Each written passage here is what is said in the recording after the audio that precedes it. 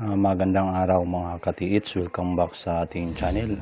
Sa video nito is pag-uusapan natin kung paano natin mahanap ang dig spot gamit ang markang ito na makikita nyo sa screen. Ito ay padala ng isang katiits natin at na may kasamang sketch map or drawing sa area na makikita nyo rin sa screen. Tapos i-redrawing ko dito sa bond paper upang ma-explain natin kung saan nga ba ang mga possible dig spots. Pero bago ang lahat, nais ko muna magpasalamat sa mga sumusuporta sa channel ko. Maraming salamat sa inyo, lalong-lalo na sa mga subscribers. At sa bago pa lang bumisita sa channel ko, hinihikayat ko kayong mag-subscribe upang mapanood nyo ang mga bagong uploads na videos ko. At shoutout muna ako sa mga katiits natin dyan. Shoutout kay Dolph Cornel, Arman Kader, Junski TH, RPM Channel, Ryan TV, John Guele Sahonia, Lizil, Bukidnon Bulawan Hunter, Dins Treasure, Noel Taduran, Joey Pistola, TH Vlog, Jose Umayaw at sa dalawa niyang kapatid, Co-Vlogs, Rodilo TV, Kit Gloria, at shoutout sa lahat ng mga treasure hunter sa buong Pilipinas.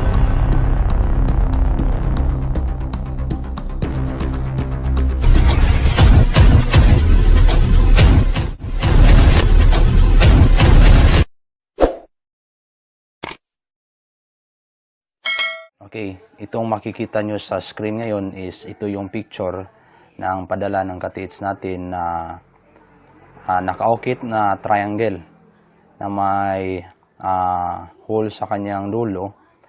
Ito ay nakaukit sa bato at ito naman ang kanyang sketch map. Makikita natin na may kawayan sa bandang west, may kahoy sa bandang east, at saka sa bandang north niya is mayroong heart shape na bato. Itong heart shape na bato, hindi ko ito nakita. Base lang ito sa sketch niya, is meron daw itong heart shape na bato sa bandang north mula dito sa triangle na bato. Triangle na nakaukit sa bato. Try natin itong hanapin ngayon kung saan ito ang mga possible dig spots. Sa tingin ko, itong heart shape na bato is ito yung center, ito yung BM or bench marker. Ito yung bench marker natin, ito yung heart. Ito, kuhanan natin. Dito ka, bro, kung nanonood ka ngayon, dito ka tatayo sa heart shape na bato. Dito ka sa center. Tapos kunan mo ng directions, 8 directions. Kung anong makikita mo. Tulad nito, ito north, south, east, southeast, northeast, northwest, west, at saka southwest. Pero base sa sketch map mo, itong heart shape is ang southeast niya is ito yung kahoy na ito ay matandang kahoy daw na duldul tree kung sa Bisaya. Ito yung kahoy na duldul tree, mataas daw ito ay nasa bandang east din mula sa triangle na nakaukit dito. Ito. Tapos sa bandang west niya is ito yung kawayan. Ang distance daw dito ayon sa kanyang sketch map mula sa heart shape papunta sa triangle na nakaukit is 60 meters.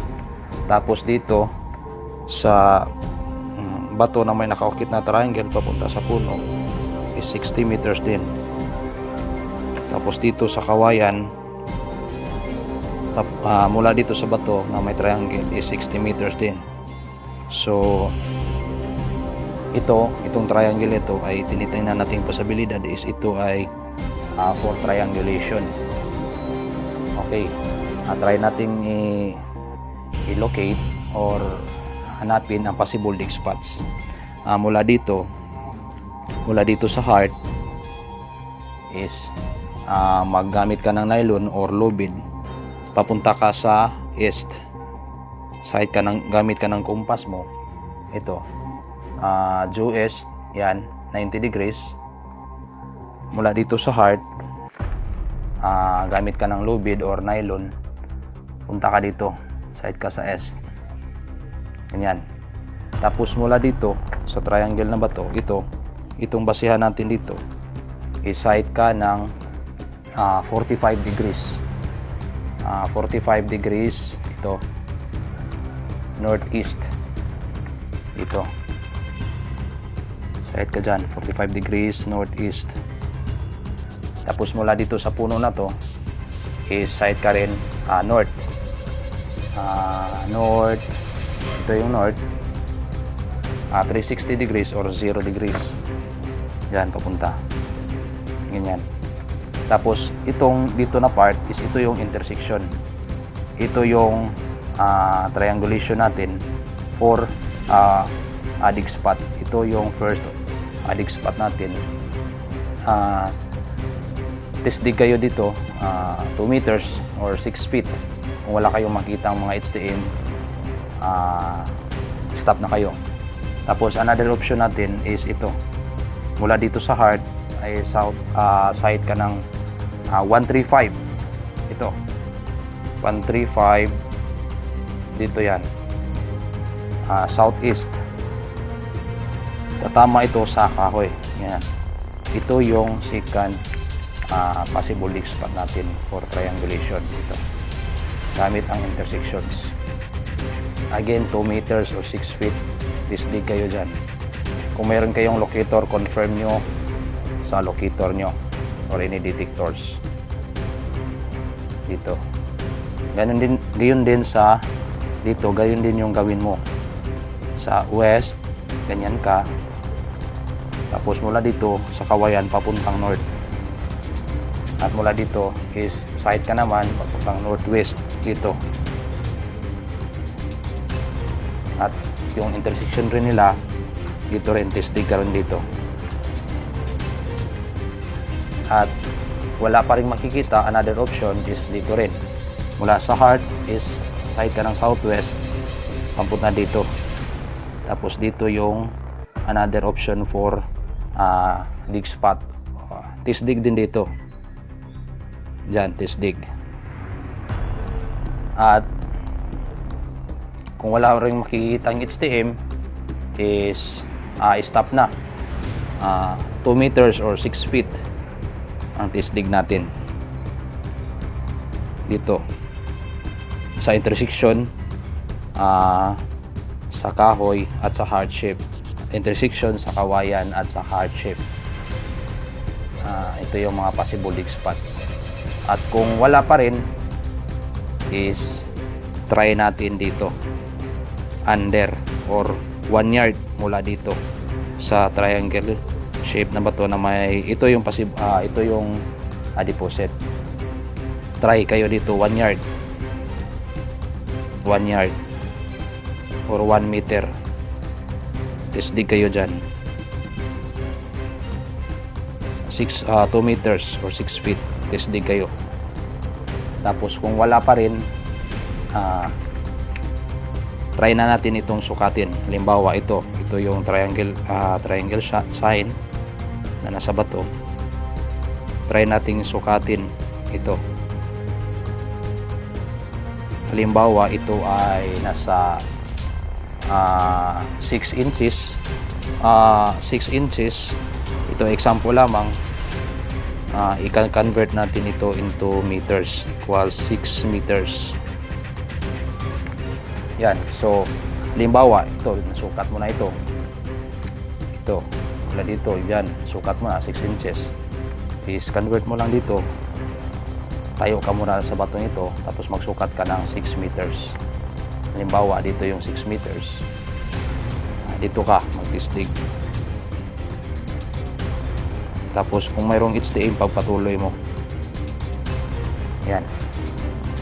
Ito ay ang mga possible leak spots mula dito. Ito yung pinaka-center natin, heart shape. Tapos explore ka dito, baka may mga bato pa dyan na magko-confirm or mga coordinate marker na magko-confirm na kung saan yung dig spots. Ganun din, explore ka rin dito kasi hindi mo nabanggit sa akin na mayroon pa ditong mga bato, or itong kahoy na to is possible din ito yung dig spot dyan at dito rin sa kawayan. Sana ma-explore mo ang bandang dito sa kahoy kung mayroon dyang mga bato o na may mga marka na mag-confirm ng possible dig spots dito rin sa kawayan. Ito yung mga possible dig spots, bro. Sana ma-explore mo pa yung area, pero ito yung mga dig spots for triangulations and intersections nila. Okay, hanggang dito na lang mga ka-TIIDS, at maraming salamat sa panonood. Again, never stop dreaming, never stop exploring, never stop learning. God bless us all.